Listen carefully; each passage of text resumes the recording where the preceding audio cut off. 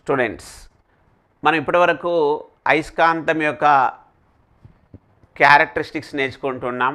దానిలో ధ్రువసత్వము, అయస్కాంత భ్రామకము, జ్యామితీయ పొడవు, అయస్కాంత పొడవు గురించి తెలుసుకున్నాం. ఇప్పుడు మనము అసలు అయస్కాంత బలరేఖలు అంటే ఏంటి, అవి ఎలా ఉంటాయి, వాటి యొక్క ధర్మాల గురించి మనం ఇక్కడ డిస్కస్ చేద్దాం. అయస్కాంత బలరేఖలు అంటే దీన్ని ఇంగ్లీష్లో ఏమంటాడంటే మ్యాగ్నెటిక్ ఫీల్డ్ లైన్స్ అంటున్నాడు. అయస్కాంత బలరేఖలు, దీన్ని ఇంగ్లీష్లో ఏమంటున్నాడు, మ్యాగ్నెటిక్ ఫీల్డ్ లైన్స్. ఇక్కడ నేను ఎందుకు రెండు పదాలు చెప్తున్నాను, తెలుగు ఇంగ్లీష్ అంటే కొన్ని తెలుగు పదాలన్నీ మనం ఉచ్చరించడానికి పలకడానికి కూడా కష్టంగా ఉంటాయి.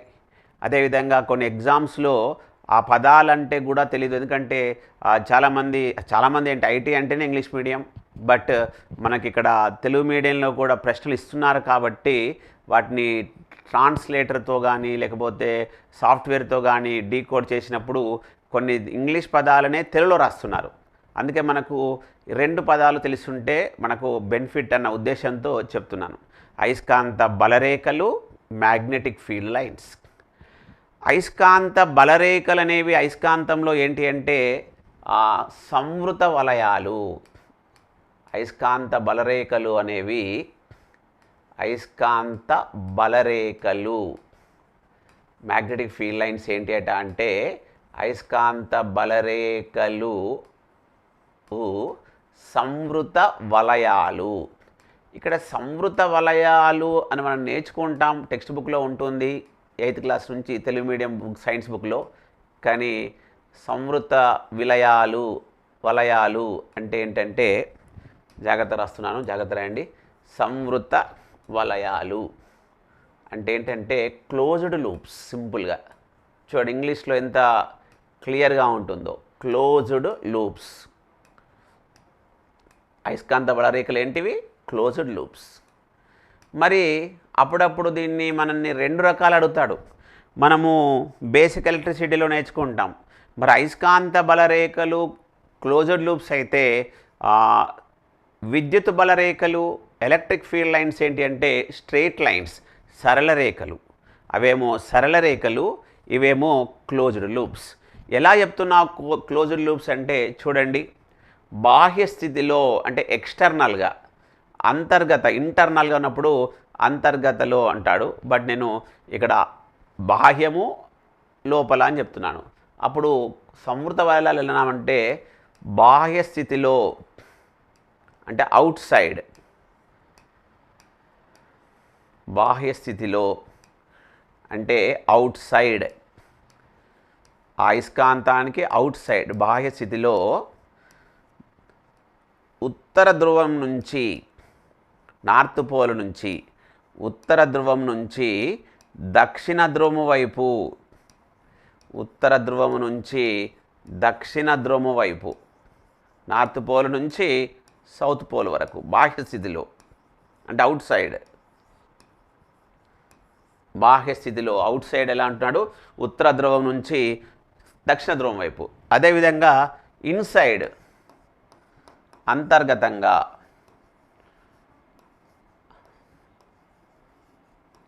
ఇన్సైడ్ ఏమంటున్నాడంటే దక్షిణ ధ్రువము నుండి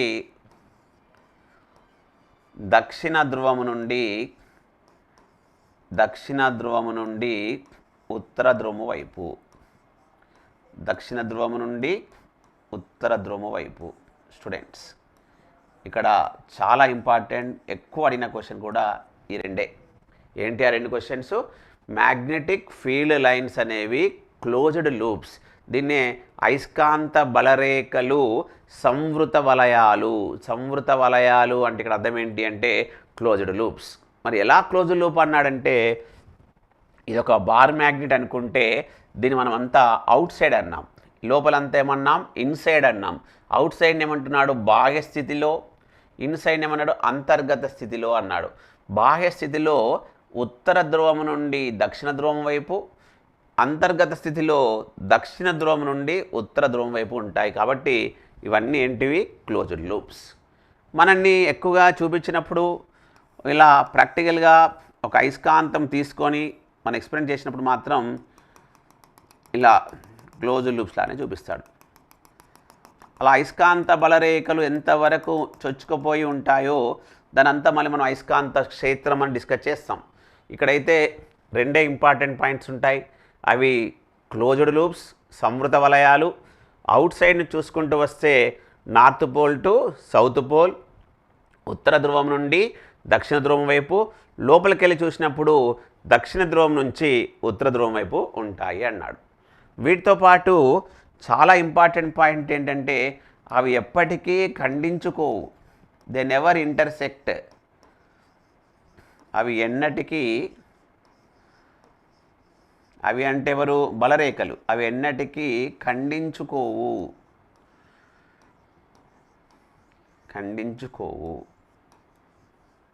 కొన్ని చోట్ల అడుగుతాడు, ఒకవేళ ఖండించుకుంటే ఏమవుతుంది అంటే, ఎక్కడ ఖండించుకుంటాయో అక్కడ మీరు ఒకవేళ దిక్సూచిని పెట్టినట్టయితే అది దిక్సూచి మామూలుగా నార్త్ డైరెక్షన్ చూపిస్తుంది.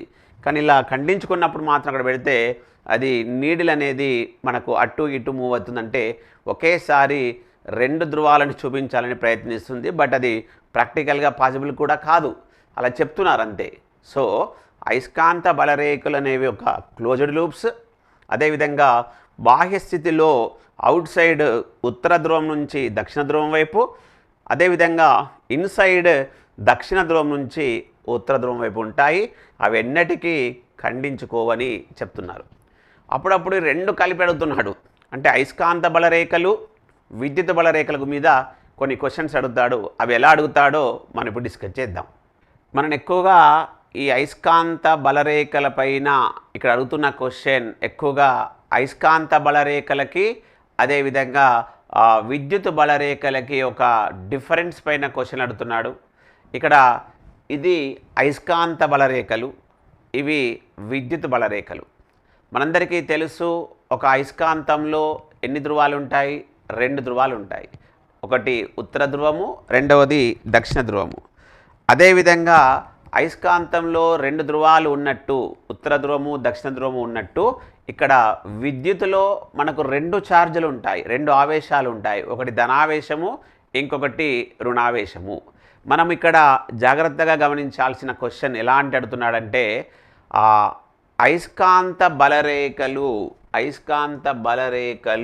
ఇక్కడ సంవృత వలయాలు అన్నాడు. సంవృత వలయాలు అంటే ఏం చెప్పాను? Closed loops. సంవృత వలయాలు, క్లోజ్డ్ లూప్స్, సంవృత వలయాలు అన్నాడు. మీరు ఇంగ్లీష్ వర్డ్ కూడా గుర్తుపెట్టుకోండి, క్లోజ్డ్ లూప్స్. అదేవిధంగా విద్యుత్ బలరేఖలు అనేవి ఇక్కడ ఏమంటున్నాడంటే సరళ రేఖలు. దాన్ని ఇంగ్లీష్లో స్ట్రెయిట్ లైన్స్ ఏమంటున్నాడు? Straight lines. ఇవి స్ట్రెయిట్ లైన్స్ విద్యుత్ బలరేఖలు. మరి అయస్కాంత బలరేఖలు క్లోజ్డ్ లూప్స్ అన్నాడు. మళ్ళీ ఇక్కడ రెండు క్వశ్చన్లు అడుగుతున్నాడు. అయస్కాంత బలరేఖలు అనేవి అవుట్ సైడ్ బాహ్య స్థితిలో ఎలా ఉంటున్నాయి? బాహ్య స్థితిలో ఉత్తర ధ్రువము అంటే నేను రాస్తున్నాడు north pole to south pole, ఉత్తర ధ్రువం నుంచి దక్షిణ ధ్రువం వైపు ఉన్నాయి. అదేవిధంగా అంతర్గతంగా అంటే ఇంటర్నల్గా అవి ఎలా ఉంటాయంటే సౌత్ పోల్ దక్షిణ ధ్రువం నుంచి నార్త్ పోల్ వైపు ఉన్నాయి అని చెప్పాడు. ఇదిగోండి, north pole to south pole, south pole to north pole ఉన్నాయి. ఎవరు? అయస్కాంత బలరేఖలు. అదేవిధంగా ఇక్కడ విద్యుత్ బలరేఖల గురించి మనం మాట్లాడుకుంటే ఇవి ధనావేశము నుండి ప్రారంభమై ఎక్కడి నుంచి స్టార్ట్ అవుతాయి? ధనావేశము అంటే పాజిటివ్ ఛార్జ్. ధనావేశము నుండి ప్రారంభమై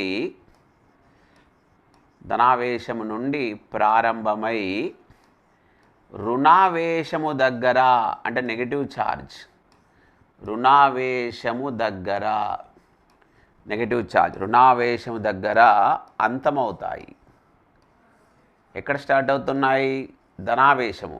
ఎక్కడ అంతమవుతున్నాయి? రుణావేశం. అలాంటి క్వశ్చనే అడుగుతున్నాడు.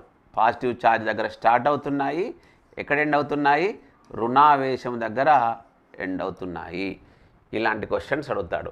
మరి అయస్కాంత బలరేఖల నుంచి మనం ఏం కడతామంటే అయస్కాంత అభివాహాన్ని దగ్గరికి వెళ్తాం. అయస్కాంత బలరేఖల నుంచి మనం ఎక్కడికి వెళ్తాం? అయస్కాంత అభివాహము కడతాం. Magnetic flux. అయస్కాంత అభివాహాన్ని ఎక్స్ప్లెయిన్ చేయడానికి మనము అయస్కాంత బలరేఖలు యూజ్ చేస్తాం. సేమ్ మరి విద్యుత్ బలరేఖల నుంచి మనం ఏం నేర్చుకుంటామంటే విద్యుత్ అభివాహము నేర్చుకుంటాం. Electric flux. విద్యుత్ అభివాహాన్ని తెలుసుకుంటాము అని చెప్పాడు. మనం ఇప్పటివరకు ఎలక్ట్రీషియన్ పరీక్షలో ఈ అయస్కాంత బలరేఖలు విద్యుత్ బలరేఖల్లో ఎక్కువ అడిగిన క్వశ్చన్ ఇవి క్లోజ్డ్ లూప్సా కాదా అవునా, ఇవి సరళ రేఖలు అవునా కాదా. ఇక్కడ ఇవి అంటే ఎవరు? మొట్టమొదటి కేసులో అయస్కాంత బలరేఖలు, ఇక్కడ విద్యుత్ బలరేఖలు. మరి సంవృత వలయాలు అన్నావు కాబట్టి బాహ్య స్థితిలో ఏ విధంగా ఉంటాయి? ఉత్తర ధ్రువం నుంచి దక్షిణ ధ్రువం వైపు ఉన్నాయి. అంతర్గతంగా ఎలా ఉన్నాయి అంటే దక్షిణ ధ్రువం నుంచి ఉత్తర ధ్రువం వైపు ఉన్నాయి అన్నాడు. మరి ఇక్కడ సరళ రేఖలు ఉన్నప్పుడు అవి ఎక్కడ ప్రారంభమవుతాయి? ధనావేశం దగ్గర ప్రారంభమై రుణావేశం దగ్గర అవి అంతమవుతున్నాయి, ఎండ్ అయిపోతున్నాయి. అలా ఒక అయస్కాంత బలరేఖల నుంచి మనము అయస్కాంత అభివాహాన్ని దగ్గరకు వెళ్తాము. అలా విద్యుత్ బలరేఖల దగ్గర నుంచి మనము విద్యుత్ అభివాహం గురించి డిస్కస్ చేస్తాం.